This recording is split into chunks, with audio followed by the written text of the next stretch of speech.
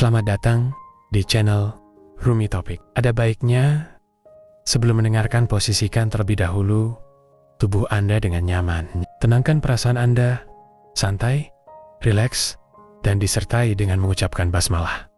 Selamat mendengarkan. A'udzubillahi minasyaitonirrajim. Bismillahirrahmanirrahim.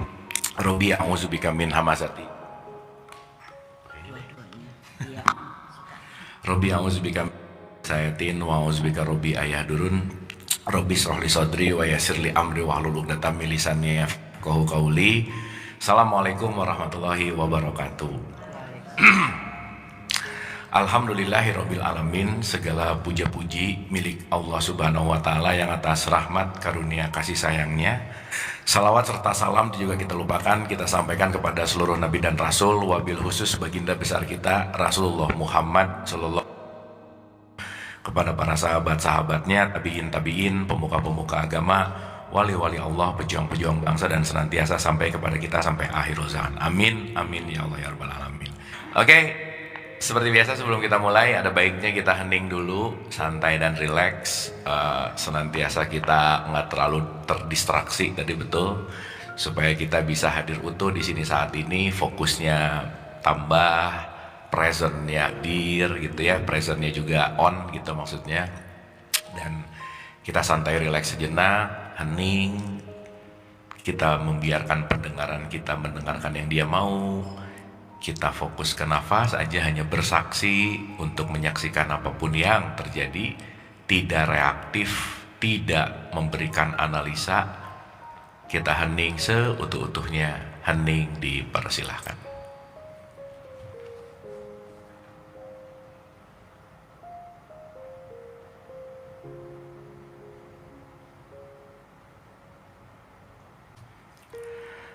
Al-Hadiniyah Al-Fatihah. A'udzubillahi minasyaitonirrajim. Bismillahirrahmanirrahim.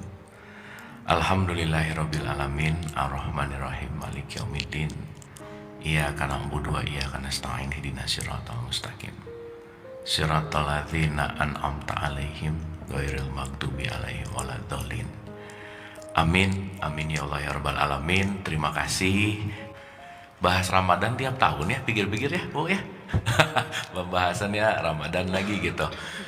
Tapi yang menarik, setiap pembahasan tuh selalu ada sudut pandang yang lebih dalam gitu ya. Selalu aja ada sesuatu yang membaru dan membaru dan membaru gitu. Yang semoga kita lebih bisa appreciate Ramadan ini bukan hanya bulan pesta kuliner yang berbalut religius gitu ya kira-kira. Bukan hanya ngurusin bukber dan seterusnya, tetapi kita menjadikan Ramadan ini something different gitu. Oke. Kita dulu dalam konteks hari ini kita ngomongin Ramadan, tapi Ramadan ya basa-basi gitu ya. Kita bicara the essential dari Ramadan gitu. Bu, kalau kita minum, yang kita minum apa sih? Air. Kalau saya nanya ini apa? Ini apa, Bu? Ya di dalamnya lah. Hah? Oke. Yang saya nanya kan ini apa? Bu, iya yang di dalamnya. Oke, sekarang saya tanya, air itu nama dari yang di dalam bukan? Hah? Ini di dalam si botol ini, di dalam si kemasan ini ada air. Oke. Air itu apa bukan? Hah? Atau nama dari apa? Nama dari sesuatu yang ada di dalam, namanya air. Oke? Yang ibu minum airnya bukan?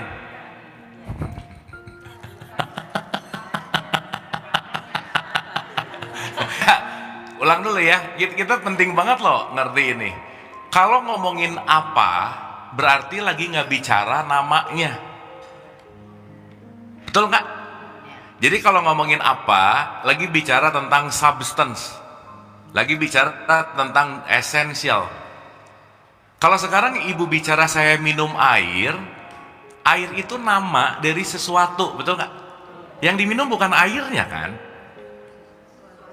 Sesuatu yang diberi nama, gitu. Maka dalam perspektif tasawuf pasti ada nama, ada qualities, ada nama, ada identity. Dalam bahasa Hebrew, Adam itu artinya manusia. Oke? Sekarang Adam dijadikan nama sosok. Seakan-akan ada bapak yang namanya Adam. Tapi bahasa Hebrew, Adam means human. Oke?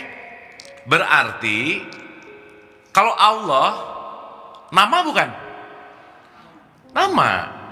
Nama sesuatu yang dinamakan kepada yang itu, gitu, betul nggak?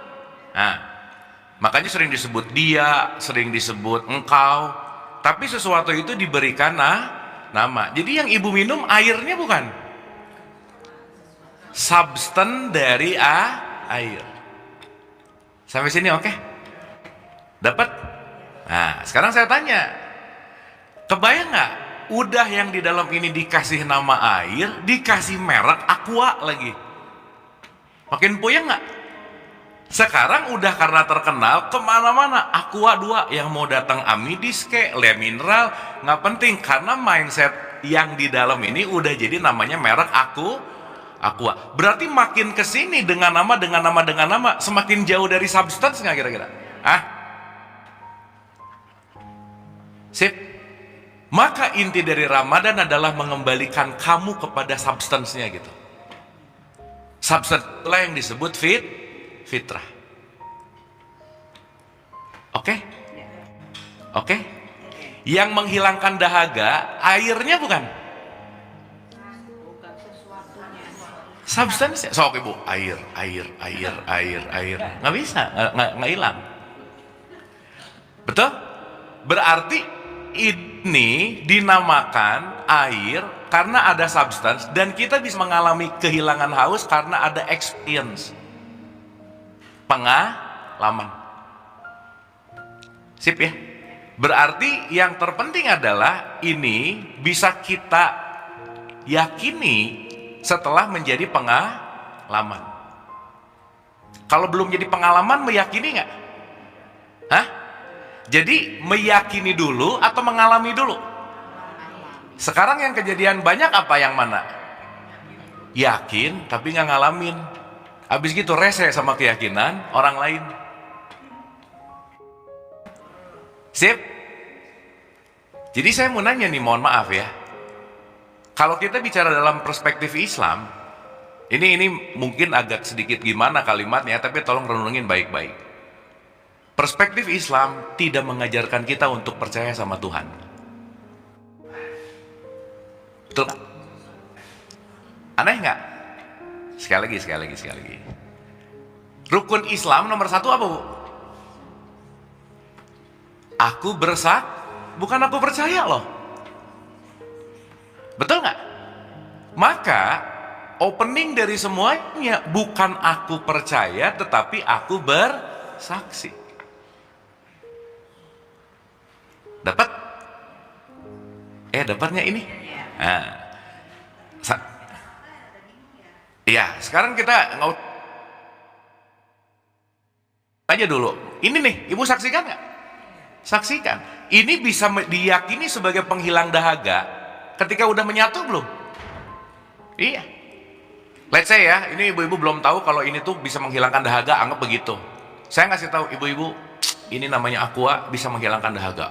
Shadaqallahul azim. Terus ibu-ibu nanti cerita sama tetangganya, ini bisa menghilangkan haus. Ini bisa menghilangkan haus. Semua jadi percaya nggak? Percaya. Bisa jadi, betul nggak? Karena yang ngomongnya banyak.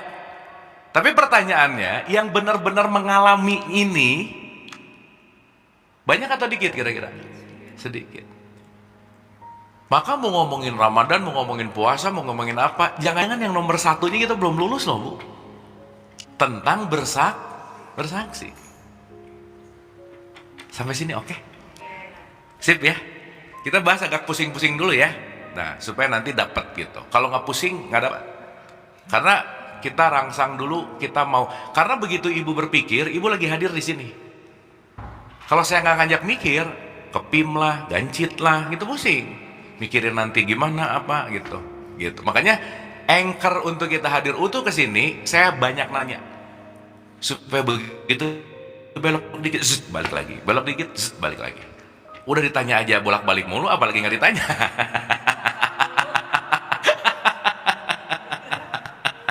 Ya, dapat ya? Kita boleh belajar basic ini dulu nggak? Oke, kita belajar anak TK dulu ya. Ini basic sebasic-basicnya. Ulang. Substance itu nanti disebut sebagai realitas. Oke, realitas. Maka kalau ditanyanya apa, itu susah dijelasin loh. Ini apa? Air bukan. Nama substance-nya namanya air.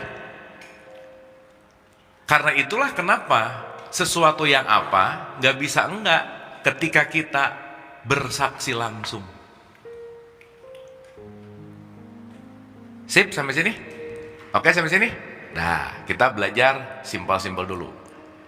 Yang paling kita bisa langsung saksikan tanpa ragu-ragu bahwa diri kita punya tubuh fisik, betul nggak? Nah, ragu-ragu nggak itu? Nah, udah kita dari yang simpel-simpel aja dulu. Maka saya mau membagi dua dulu nih, karena nanti kita akan mengerti kalau kita bicara dalam konteks yang namanya Ramadan, ujungnya adalah kembali ke fitrah. Berarti kalau kembali ke fitrah, kembali ke nama bukan? Bukan. Kembali ke sesuatu yang even belum pernah ada namanya gitu. Dapat ya? Sekarang saya tanya, kalau ibu-ibu ditanya, ibu itu apa sih? Mau jawab apa?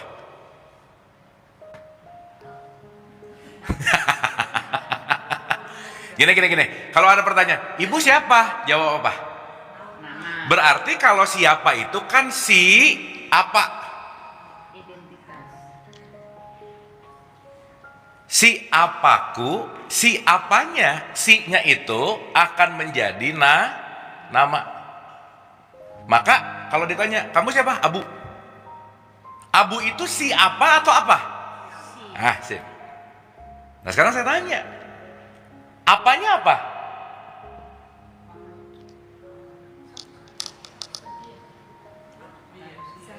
Berarti nama fitrah bukan? Bukan, jelas. Kenapa? Karena itu hanya dinamakan kepada yang apa itu. Betul nggak?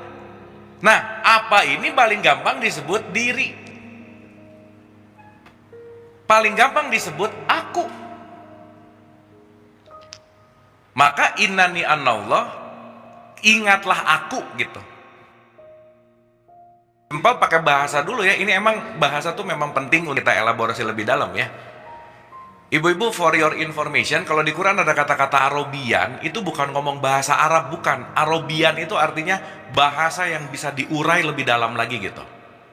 Jadi Quran dalam bahasa Arab itu bukan bahasa Arab alif lam mim, bukan itu aja, bukan. Tetap perlu penguraian sehingga di situ ada enlightenment gitu kira-kira.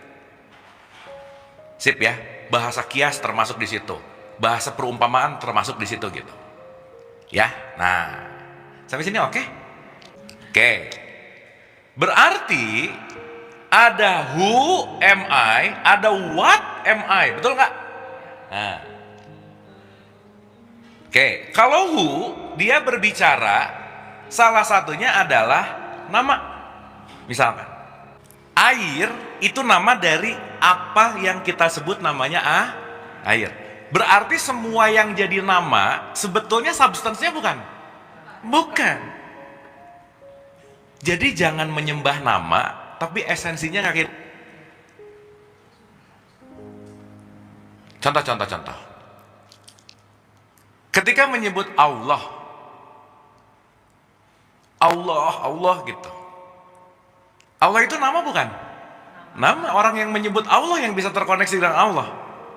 Enggak. Betul nggak? Sehingga esensi dari ini semua bukan terletak pada nama nanti kita sebut sebagai identity, tapi pada aku nanti yang disebut value gitu kira-kira.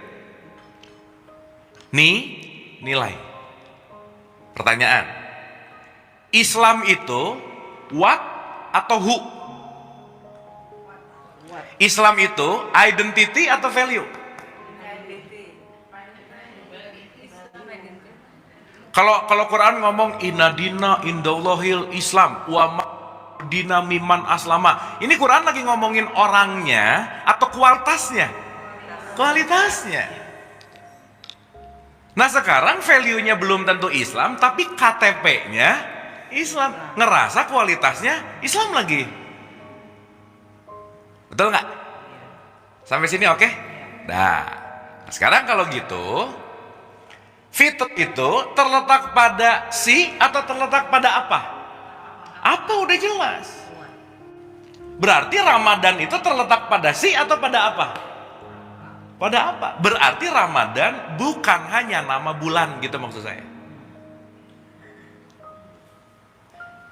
Oke? Berarti kalau Ramadan bukan hanya nama bulan, detik ini ibu-ibu bisa berRamadan nggak? Nah gitu. Detik ini bisa Lailatul Qadar nggak? Detik ini bisa nuzulul Quran nggak? Kenapa? Karena semua yang diceritain di Quran itu rata-rata mau berbicara tentang value. Sekarang saya balikin, ada nggak orang Ramadannya 30 hari nanti tamat tapi tidak memiliki value Ramadan? Bisa begitu, jangan banyak, nggak enak, ada aja. Dapat ya? Oke sampai sini? Oke? Oke. Nah, sekarang pertanyaannya, ini kita ulang-ulang ya. Kenapa kalimat konteks Idul Fitri itu katanya adalah kembali? Berarti kalau disuruh kembali ke fitrah, kita ini penting banget melepaskan sesuatu yang akhirnya kita ini menganggap bahwa aku ini siapa untuk mengembalikan kepada esensi yang sebelum ada nama, sebelum ada jabatan, sebelum ada status sosial, you are what you are. Gitu gak kira? Yes. Makanya kalau kita sebut sebagai identity, contoh, kalau saya menyebut tangan, pasti ada tanganku. Betul? Berarti antara aku dan tangan terpisah nggak? Maksud saya tangan itu aku bukan? Ini adalah tanganku. Ini adalah handphoneku. Ini adalah rumahku. Ku-nya bukan? Bukan dong. Yang melekat kepada ku. Oke? Kita pusing-pusing dikit nggak apa-apa ya. Berarti si apa ini, apanya sudah terasosiasi dengan banyak hal nggak? Contohnya ini udah ada layer namanya air, layer namanya aqua. Ini nanti kalau beda botol, beda merek, yang beda mereknya atau esensinya? Mereknya. Yang ngebuat kita nggak haus, mereknya atau airnya? Substance dari air. Ya, dapat ya? Sip ya? Nah, maksud saya, Bu, yuk belajar ngelihat siapapun, jangan ngelihat aquanya, jangan ngelihat airnya. Lihatlah substance-nya. Dapat nggak nih? Kalau ibu ngelihat orang substance-nya, nggak akan ngejelekin dia. Gak akan ngerendahin dia. Kenapa? Lah substance-nya dia sama substance-nya saya sama. Betul nggak? Berarti kalau orang masih ribut dalam konteks yang namanya identity antara aqua dan airnya, dia belum ngerti kefitrahan dalam konteks kesejatian gitu kira-kira. Sampai sini oke? Sip? Oke? Nah, dalam perspektif tasawuf, di Quran aja ya, di Al-Baqarah 115, kemana saja yang kamu lihat adalah wajah Allah. Betul nggak? Berarti ibu kemana aja ngelihat wajah siapa sebenarnya? Allah sebagai apa? Substance. Berarti secara substance kita ini, dia juga nggak kira-kira? Iyalah. Cuman memang agak susah sih ngelihat wajah Allah di orang, nyebelin, susah Bu. Nyebelin banget nih orang, masa gitu, susah. Ya, betul nggak? Oke, sampai sini oke dulu nggak? Paham? atau puyeng? Pelan-pelan ya, pelan-pelan ya. Soalnya kita mau bahas Ramadannya yang esensial gitu. Dah. Berarti kita sadar nggak Bu? Kita ini adalah apa yang sudah terasosiasi oleh identity gitu. Betul? Sehingga identitas itu dirasa aku. Makanya aku kecil yang mengembang, bahasa Yunaninya, bahasa aslinya namanya ego gitu kira-kira. Ego itu artinya aku. Nah, berarti ketika semua ini sudah melekat terasosiasi, semua yang namanya apa, jadi siapa, jadi terasosiasi dengan apa-apa gitu kira-kira. Sampai sini oke? Nah, yang terasosiasi dengan semua ini yang kita kumpulkan di kehidupan kita sampai detik ini, asosiasimu itulah yang disebut ilah. Apa? Ilah. Maka kalau saya terasosiasi dengan mobil saya, merasa mobil itu adalah saya, maka mobil jadi ilahnya saya nggak? Saya bisa menuhankan mobil nggak? Nah, gitu. Sampai sini oke? Dapat ya? Berarti konteks apapun itu, ketika kita sudah terasosiasi dengan apapun, disitulah aku belajar bersaksi, tidak ada asosiasi kecuali dia. Oke? Oke? Oke. Ibu kalau namanya diomongin sakit hati nggak? Ya udah, kalau mungkin ibunya nggak apa-apa. Anaknya ibu diomongin sakit hati nggak? Diomongin jelek misalnya, diomongin buruk gitu, digosipin, gitu nggak kira-kira? Gini, yang kemarin kita bahas tuh, mobil orang lain sama mobil sendiri. Mobil orang lain kejeduk, ketabrak, sama mobil sendiri ketabrak. Rasa sakitnya yang lebih nggak enak yang mana? Sendiri. Kenapa? Karena ada asosiasi. Oke? Jadi semakin asosiasinya banyak, semakin kita terkoneksi dengan identity-nya banyak, semakin ketutup nggak apanya, fitrahnya? Berarti kita semua adalah fitrah yang tertutup oleh asosiasi yang namanya identity. Jadi sekarang paham nggak Bu? Saya hanya mau bersaksi bahwa semua identitas ini ilusi, yang ada hanyalah Allah gitu. Paham ya? Sehingga nanti ngerti, oh ya ampun, aku ini terasosiasi dengan anak, dengan harta, dengan suami, dengan kerjaan, dengan status, dengan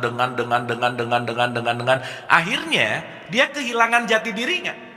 Dia menganggap bahwa dirinya pikirannya. Dia menganggap bahwa dirinya tuh jabatannya, maka jabatannya udahan, stres. Hartanya hilang, stres gitu. Betul nggak? Nah, singkat cerita, Ramadan itu artinya pembakaran, Bu. Jadi Ramadan adalah membakar semua asosiasimu, biar yang tertinggal hanya Allah gitu kira-kira. Jadi ini dibakar nih semua nih, asosiasi-asosiasi kepada siapa identity, bakar, ego dibakar, semua yang tersisa hanyalah dia. Itulah yang disebut kembali ke fitrah. Sampai sini clear?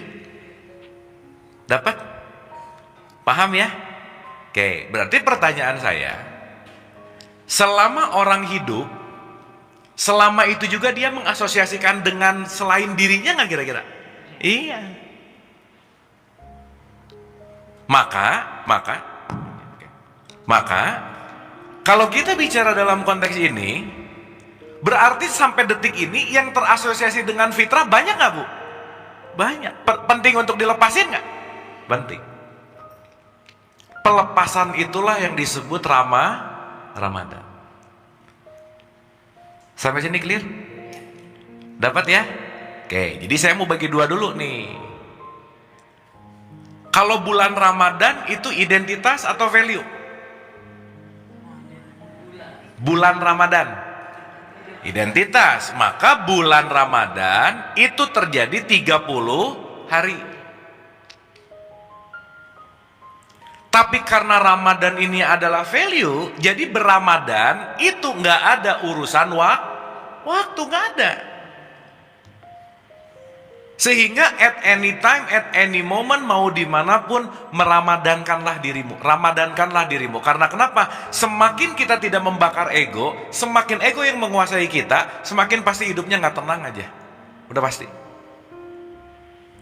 Gundah, gulana, gelisah, overthinking.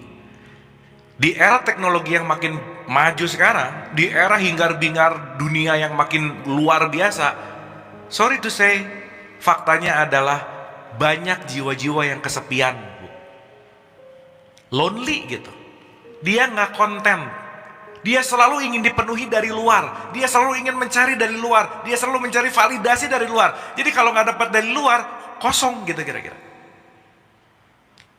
Padahal mohon maaf nih ya, kalau kita bicara tentang apa dan percikannya dia ada di dalam diri kita sebetulnya udah konten banget nggak? Udah penuh nggak kira-kira? Iya. Jadi kalau ada bahasa-bahasa you complete my life, itu pret banget sih, Bu. No, pret lah. Complete apa? Berarti kalau seseorang masih menyangka bahwa ada sesuatu yang bisa mengkomplitkan dirinya, berarti dia belum ngerti tentang fitrah gitu. Sampai sini oke? Ya. Oke, Bu, ini tolong dikontrol S ya, di save nih. Save dulu, nanti kita mau balik lagi ke sini. Ulang sekali lagi aja. Berarti banyak dari kehidupan kita sehari-hari yang kita alami ilusi atau realitas? 99% aja. Betul?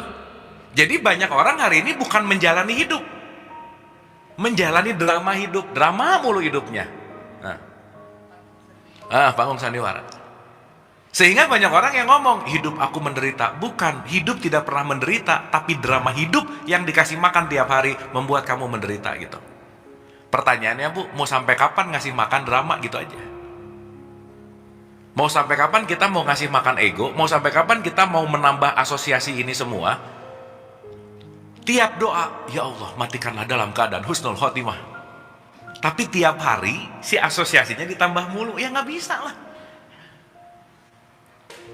Betul nggak? Berarti perlu ada momentum untuk melepaskan asosiasi-asosiasi ini nggak kira-kira? Yes. Nah, kalau pakai bahasa Quran, semakin asosiasinya banyak, itulah yang disebut musyrik. Mempersekutukan Allah. Bu, sekarang saya mau nanya, mempersekutukan Allah maksudnya apa sih? Menduakan salah satunya. Ya, menduakan tuh gimana maksudnya?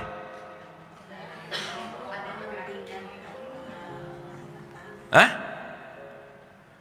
Mempersekutukan orang yang musyrik, orang yang mempersekutukan tuh in real life-nya tuh gimana coba?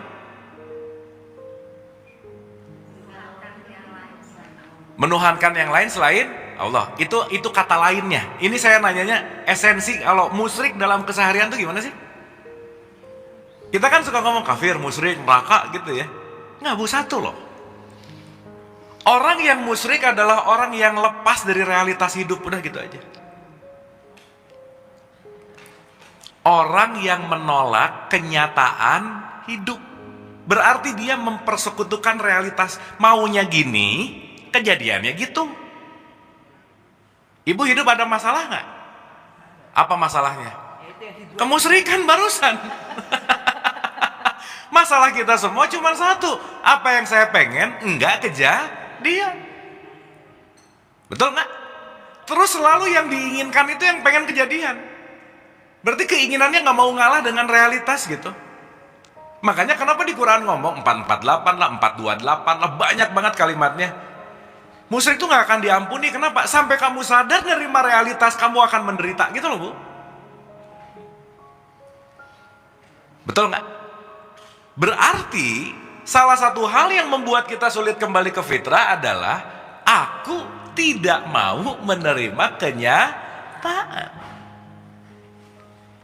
Bu, menerima kenyataan mudah atau susah? Susahnya tuh ngegas, susah gitu.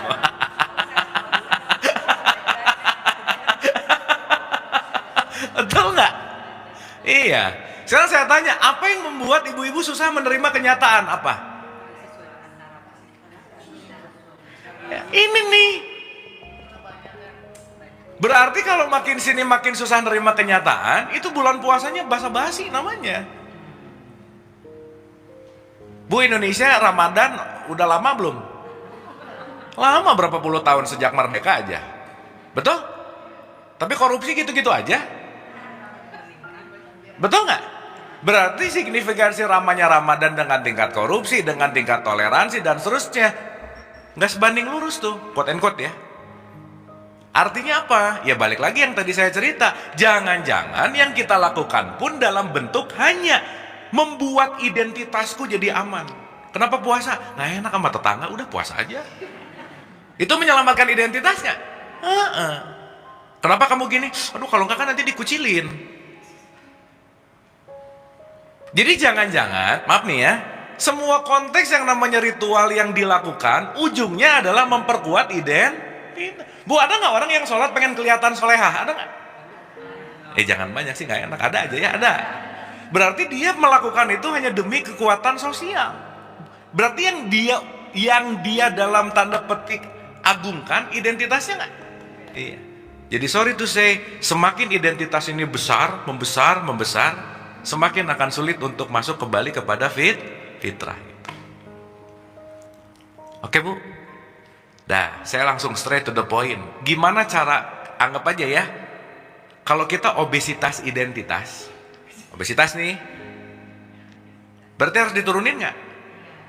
Cara paling mudah menurunkan obesitas identitas adalah jangan ngerasa penting, udah gitu aja. Sesaat ngerasa penting, naik terus nih. Omongan kecewa, kenapa sakit hati, kenapa omongan saya tuh nggak didengar? Berarti kan ngerasa penting dia. Betul nggak? Sehingga ketika ada akunya nih, si akunya ada, egonya ada, pasti pengen didengar, pengen dilihat, pengen ini, ina, itu, ina, dan seterusnya. Nah, itu akan terjadi yang namanya obesitas identity. Nah, yang obesitas itu perlu dibakar dengan yang namanya Ramadan gitu. Sip ya. Jadi sampai urusan ini ibu-ibu, punten nih, mohon maaf nih, ini nggak ada urusannya sama nggak makan nggak minum sih sebenarnya. Oke? Tidak makan tidak minum bagian kecil dari Ramadan. Jadi jangan ngerasa begitu nanti nggak makan nggak minumnya tamat, alhamdulillah tamat puasa. Kenapa tamat? Soalnya nggak ada warung yang buka, semuanya disuruh tutup. Hebat apanya coba? Betul nggak? Sip sampai sini? Nah, satu ya, ini diingat-ingat. Satu lagi, ini pemanasan 1, pemanasan 2 baru kita mulai. Nanti kalau udah di terakhir ending langsung dapat aha momennya. Sampai sini oke, Bu? Make sense nggak? Get something nggak? Dapat ya? Yang kedua, berarti ngomongin diri, yuk kita mulai sekarang, nggak usah dari yang atas dulu lah. Kita mulai dari yang langsung bisa kita yakini. Yang langsung bisa kita yakini, jadi gini Bu, ada diri, ada alam, mikro, makro. Oke? Ada diri, ada lingkungan sekitar. Yang paling luar itu namanya physical world, diri yang namanya tubuh biologis. Berarti kalau ada diri fisik, ada juga alam fisik. Oke? Saya sama spidol, sayanya fisik, ada spidolnya fisik. Saya bisa berinteraksi dengan spidol nggak? Bisa. Maka interaksi kita dengan alam fisik, kita diberikan yang namanya sense atau panca indra. Maka di surat 16:78, aku keluarkan kamu dari perut ibu kamu nggak tahu apa-apa, you have no knowledge. Bukan nggak punya kesadaran loh ya, tidak punya pengetahuan. Maaf nih, pengetahuan bisa menutup kesadaran nggak? Bisa. Kok ragu-ragu? Bisa. Bu, ada nggak orang pintar tapi korupsi? Berarti ya, ada aja ya. Berarti pengetahuannya menutupi kesadaran. Berarti pengetahuan itu kita ambil dari luar nggak? Iya. Maka sesuatu yang diambil dari luar itu nanti disebut khuldi gitu. Maka Adam turun, manusia derajatnya turun karena nanti dia dikasih hawa nafsu. Itu urusan antara jiwa sama ruhnya gitu. Kita udah pernah bahas itu. Sesaat kita getting something dari luar yang dimasukin ke dalam, itu akan menjadi new identity gitu kira-kira. Ibu, punten ya, mohon maaf ya, tubuh kita ini kan cuman sekumpulan daging yang dimasukin dari faktor luar. Ini kan kumpulan dari lahir sampai sekarang, susu lah, tahu, soto, bakso. Ini nih jadi gini nih sekarang. Betul nggak? Sip. Dalam bahasa tasawuf, alam yang paling luar disebut mulk. Alamnya mulk, alam fisik gitu. Kalau bahasanya tiga fakir, aku 4 gitu kira-kira. Berarti ada diri fisik, ada alam fisik. Begitu lahir, gini, waktu bayi lahir, itu dia penuh emosi nggak, Bu? Enggak. Waktu bayi lahir dia nangis, marah bukan?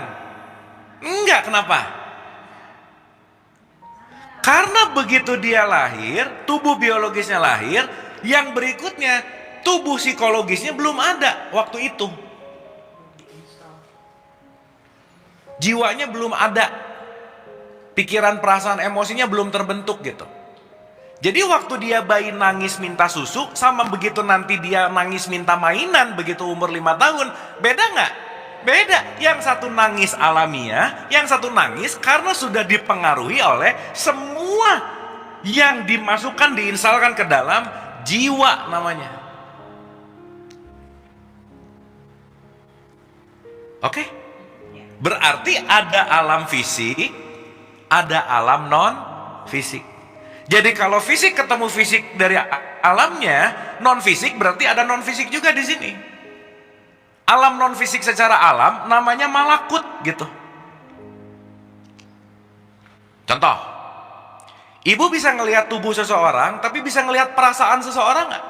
Nggak bisa. Sejak kapan kita dengar perasaan? Dengar perasaannya lagi nggak enak ya? Nggak ada.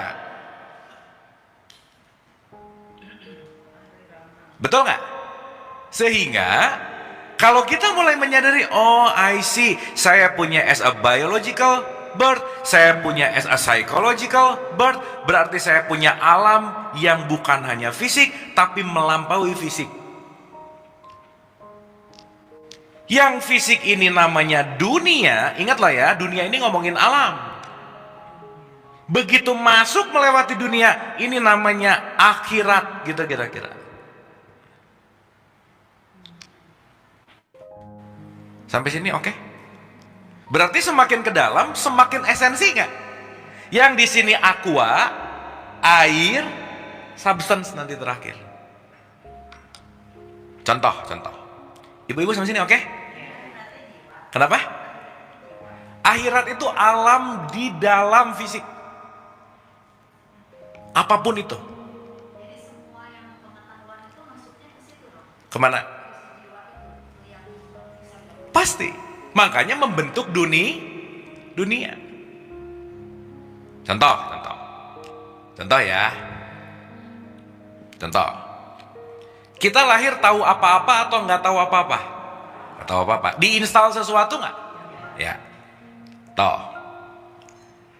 Ada anak lahir di 2 keluarga yang beda. Keluarga A, keluarga B. Kalau lahir di keluarga yang berbeda, dia punya instalan program yang berbeda nggak?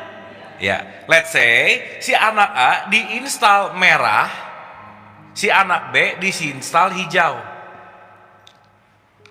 Berarti si A punya kacamata merah, si B punya kacamata hijau. Diinstal terus. Merah, merah, merah, merah, merah, hijau, hijau, hijau, hijau, hijau. Makin gede, kacamatanya nempel. Kalau orang pakai kacamata merah, ngelihat semuanya jadi apa? Kalau orang pakai kacamata hijau, ngelihat semuanya jadi apa? Dua orang ini ngelihat kertas putih. Ngelihat kertas apa? Pertanyaan saya. Si A begitu ngelihat kertas putih, kalau dia pakai kacamata merah bakal jawab apa? Kenapa? Kalau si B? Si A ketemu si B bisa berantem nggak? Nah, gitu. Itu yang kejadian sama kita sehari-hari.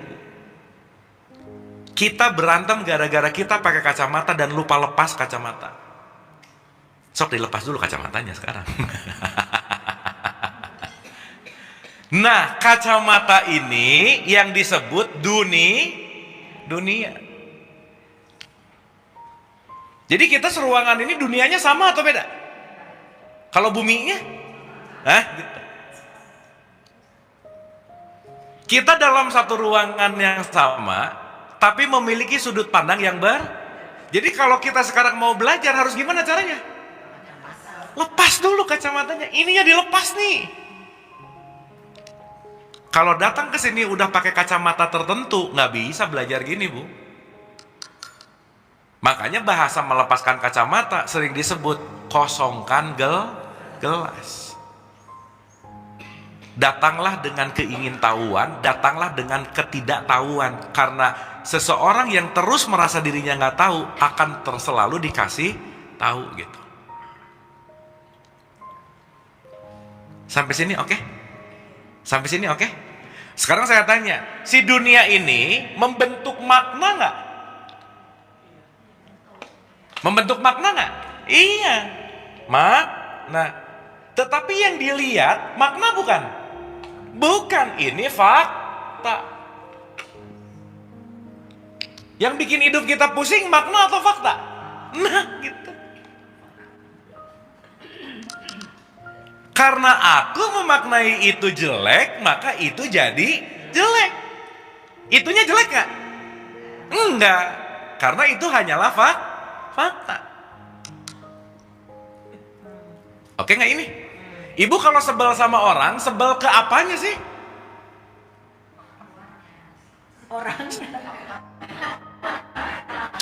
Orangnya. Gini. Urusan sebel, urusan di fisik atau urusan di jiwa? Jiwa. Karena jiwa nanti yang akan memberikan makna. Ibu suka sebel sama pohon nggak? Kalau suka sebelah sama pohon, mending segera cek sih. Kenapa nggak pernah sebelah sama pohon? Benci sama pohon, benci sama bunga, benci sama itu, sesuatu apa dan lain-lain. Ya balik lagi, konsentrasinya tidak terletak pada fisik. Berarti kebencian ada di mana? Jadi kalau ibu membenci orang, bencinya udah ada belum?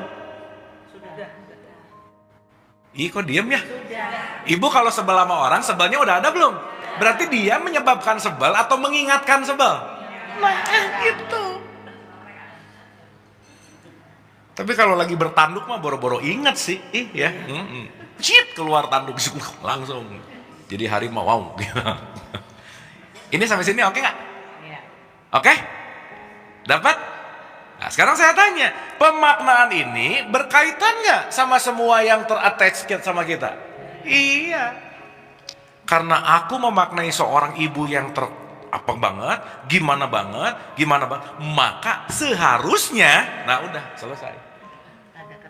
Kalau udah ada seharusnya, udah tuh nggak akan bisa Ramadan aja. Maka kalau kita terlalu pakai makna, ini yang akan terjadi sebagaimana harusnya. Tapi kalau kita bicara fakta, seapa adanya, maka hidup itu di fakta atau di makna? Berbolak-balik. Sip? Oke? Oke nggak Bu? Ini susah ngejelasin gini Bu, susah banget. Ya mau, nerimanya juga susah. Ya maksud saya, susah mau ngejelasin Ramadan dalam perspektif ini gitu. Kan sekarang maaf ya, kan nggak pernah diajarin gini, pokoknya kamu puasa ya, jangan makan dari sahur sampai maghrib, udah gitu aja. Betul nggak Bu?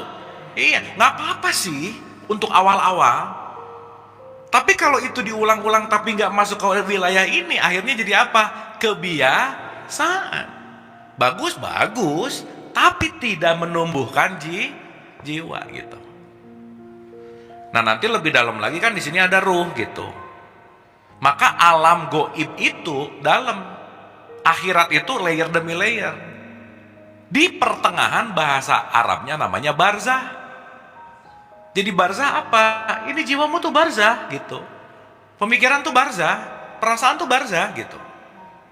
Jadi bukan mati nanti masuk alam barzah, ya nggak apa-apa juga sih. Tapi bukan itu poinnya. Itu sesuatu yang ilusional nanti gitu. Sampai sini oke? Sip? Paham ya? Nah, ini kan semua cuma nama-nama aqua gitu ya. Yang kita mau omongin tuh ininya nih, substance-nya. Intinya, ibu sekarang nggak usah obesitas pengetahuan, tapi pulang dari sini hatinya lebih tenang, udah gitu aja. Karena kalau pengetahuannya banyak tapi hatinya nggak tenang, berarti konflik. Berarti supaya ininya oke, apa yang diketahui diamalkan nggak kira-kira? Nah gitu. Nanti beda perspektif, beda nama, ribut. Enggak, yang bener itu. Oh udah selesai. Padahal dua-duanya lagi mau ngomongin substance. No, this is water. Sanes, iya mah cai. Pusing nggak Bu? Pusing. Dua-duanya lagi ngomongin substance yang sama gitu. Berarti bisa terjebak sama simbol nggak? Iya, nanti dikit-dikit ngelihat ada yang salib, neraka gitu. Ngelihat orang pakai baju kuning, biksu, wah nih kafir. Masa begitu? Berarti ketika orang mulai menyalahkan dan mengkafirkan dan menerakakan, dia tidak mampu melihat akhirat gitu loh. Paham ya? Sip ya? Ibu bisa belajar melihat akhirat nggak? Iya, ngelihat akhirat artinya ngelihat dimensi yang bukan hanya fisik gitu maksudnya. Tapi yang ngerti ini tuh nggak banyak Bu. Jadi di tahapan ini, saya ulang, berarti faktor eksternal itu tergantung dari internal nggak? Jadi ibu-ibu hidup selalu ada di dalam, bukan di luar. Ibu ngelihat saya di mana? Di dalam. Lah kan saya dimaknai dari dalam nggak? Iya dong. Cuman dengan indra ngelihat hologramnya, tapi abu 50 yang datang punya 50 perspektif yang berbeda nggak? Terus yang benar si abu yang mana? Yang sesuai dengan perspektif. Makanya Allah bilang, aku sesuai persangkaan hambaku. Jadi kalau ada orang ngomong Allah jahat banget, Allahnya dia jahat. Buat saya Allah maha baik. Bisa begitu nggak? Iya. Berarti hidup urusannya tergantung kita memberikan makna. Paham? Oke? Oke. Oke nggak ini? Oke. Jadi masa lalu bisa dirubah nggak? Oke. Gimana sih? Kemarin bisa dirubah nggak? Bisa. Apanya? Maknanya. Gitu. Ini mulai pinter sih ayah. Tahun keberapa sih ini? Tapi faktanya berubah nggak? Enggak. Jadi kalau udah ngerubah makna terhadap sebuah fakta, ngelihat orang nyebelin senyum sekarang. Ya ampun, dulu aku memaknai kamu tuh penjahat, sekarang aku baru sadar kamu ternyata pelatih kesabaranku. Makasih ya. Gitu. Ibu masih ingat nggak ngomong tentang berhala? Ibrahim bapaknya nyembah berhala nggak? Berhala bukan urusan patung, bukan. Berhala adalah pemaknaan lamamu yang nggak pernah ganti. Itu berhala namanya. Kalau dari dulu masih ngomong ini jahat, ini buruk, ini jahat, ini buruk, ini jahat, ini buruk, sampai sekarang masih ini jahat, ini buruk, ini jahat, ini buruk. Berarti maknanya diubah nggak? Nggak. Emosinya sama nggak? Menderitanya sama nggak? Nah ya udah selesai.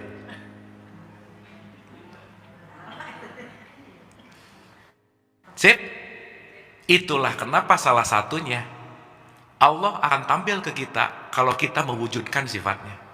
Maka pengampunan Allah akan hadir kalau kita pandai mengampuni siapapun. Gitu aja udah. Jadi kalau kita tidak pandai mengampuni siapapun, pengampunannya nggak akan hadir. Karena semuanya adalah reflection dari perputaran. Makanya puncak dari takwa apa, Bu? Memaafkan. Sip? PR banget nggak ini? Makanya disuruh Ramadan gitu. That's it. Keterampilan merubah makna. Nah gitu. Sekali lagi ya. Dah ya, ulang. Berarti Ramadan ini keluarnya kan ke jiwa dong, betul nggak? Yes, karena dia mau membakar dari semua yang melekat. Jadi ingat, Bu, orang yang duniawi bukan orang yang banyak uang, mobilnya Lamborghini, bukan. Dia melekat kepada Lamborghini-nya. Jadi jangan sok tetangga tuh duniawi ya, Lamborghini-nya banyak padahal nggak pernah tahajud. Nah, itu namanya nyinyir religius ya, syariah. Bukan gitu poin. Sip ya? Dapat ya? Nah, sekarang kita lihat nih. Al-Baqarah 183. Udah. Sok ibu nanti di bulan Ramadan tiap hari dibaca ayat ini. Auzubillahi minasyaitonirrajim. Bismillahirrahmanirrahim. 183 biasa ayat Ramadan ya. Ini mah tiap Ramadan dibaca. Ya ayyuhalladzina amanu. Dah, tahan dulu. Hai orang yang apa? Pertanyaan. Iman itu value atau identitas? Substance. Berarti hai, kalau hai itu kira-kira ngusir atau manggil? Jadi di awalnya aja, Bu, udah bukan untuk semua orang. Jadi kalau boleh saya analogiin lebih dalam, kalimat ini mau bicara gini. Hai jiwa-jiwa yang terpanggil. Oke? Kalau terpanggil kira-kira sukarela nggak? Ibu datang ke sini kepaksa atau terpanggil? Makanya kita happy. Betul nggak? Bukan ada keharusan yang aduh kalau enggak gitu.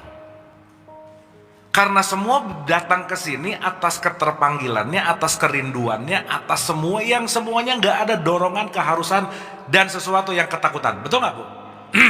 Berarti keterpanggilan melepaskan dan membebaskan nggak kira-kira? Makanya yang beriman adalah yang melakukannya bukan karena harus tapi terpanggil. Happy, lepas. So, kita jujur-jujuran nih. Jujur-jujuran ya. Di bulan Ramadan puasa, makan diatur nggak? Diatur. Ibu-ibu sebenarnya kalau mau ngomongin happy nggak happy, kira-kira mending makan diatur-atur atau mending makan yang bebas, yang mana? Berarti pas masuk kira-kira happy atau terbelenggu?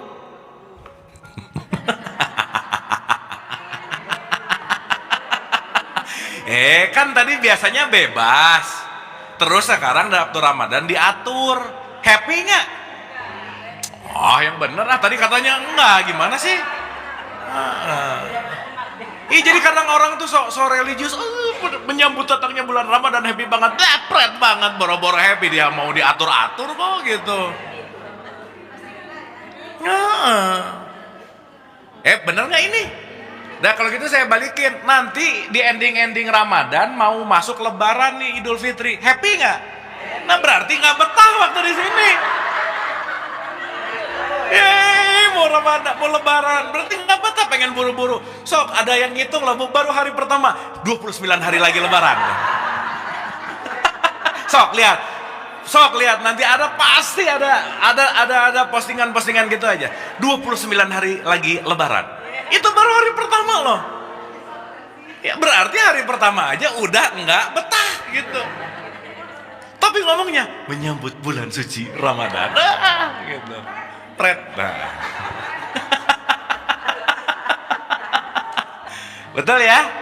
Makanya ini dilakukan penting dengan keimanan. Bu, iman tuh bukan percaya aja loh. Iman adalah lepasnya hati dan batin kita karena aku melakukannya terpanggil. That's called faith. gitu. Dilakukannya dengan sukarela. Jadi kalau maaf ya, kalau besok di bulan Ramadan nggak terpanggil, nggak ada panggilan, ya masa sih gitu. Jadi puasa sosial. Makanya wajar nanti Nabi Muhammad ngomong gini, ini umat saya tuh banyak sih yang puasa, cuman dapat haus dan lapar, tapi jiwanya tidak terpanggil.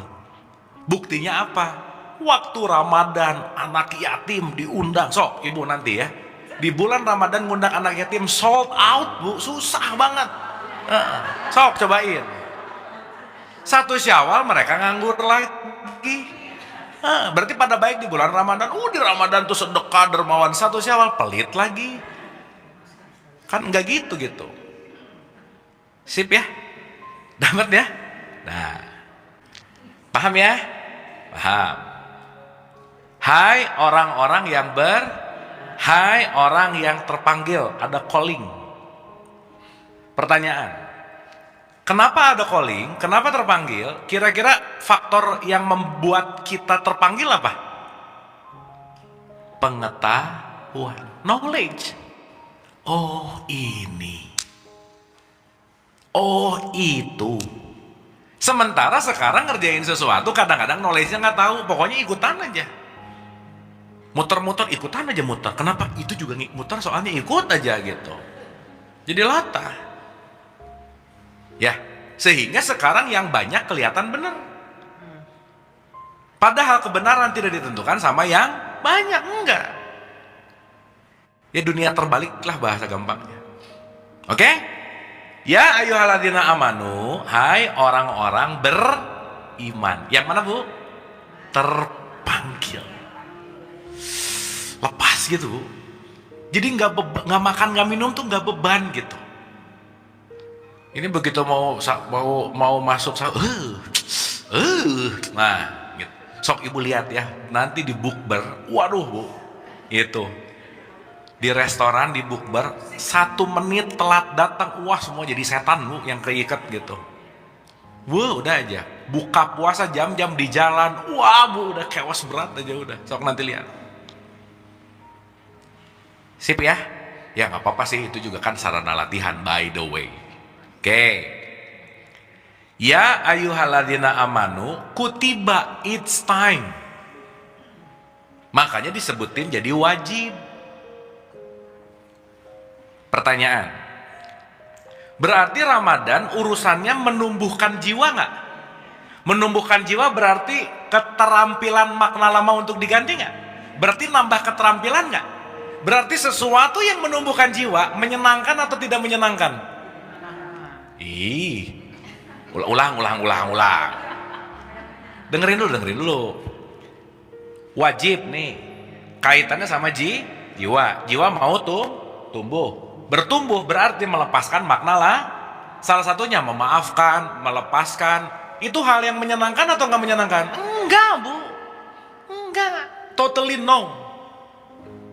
Makanya Allah kalau di Quran ngomong kata wajib, pasti kamu nggak suka ngerjainnya gitu. Makanya diwajibkan. Kalau hai orang beriman, kamu silahkan untuk belanja, nggak usah diwajibkan, itu mah udah aja gitu. Betul nggak? Berarti sesuatu yang namanya wajib pasti di dalamnya ada gitu. Karena setiap penderitaan menumbuhkan jiwa, bu. Tidak ada pertumbuhan jiwa di jalur yang namanya seneng, nyaman, nggak ada. Nggak ada orang ngomong kita ambil hikmah dari keberhasilan, nggak ada. Betul? Yang ada hikmah dari kegagalan. Maka dalam jalannya tasawuf, Ibnu Arabi bilang, menuju kepada Tuhan ada 3 cara. 1, the way of love. Yang kedua, the way of knowledge. Dan yang ketiga, the way of suffering. Karena 3-tiganya ini bersatu, kamu akan tumbuh gitu kira-kira. Jelas ya? Anda telah menonton video ini. hingga di penghujung video. Semoga video ini bermanfaat untuk Anda, serta dapat menjadikan diri Anda lebih baik dari hari kemarin. Nantikan video kami selanjutnya. Terima kasih. Bismillah. Assalamualaikum warahmatullahi wabarakatuh. Bulannya telah menguasai hati. Apa kalau kita hakikatnya cinta ini ada sila kita lihat levelnya isinya para penumpang yang isinya antara kemana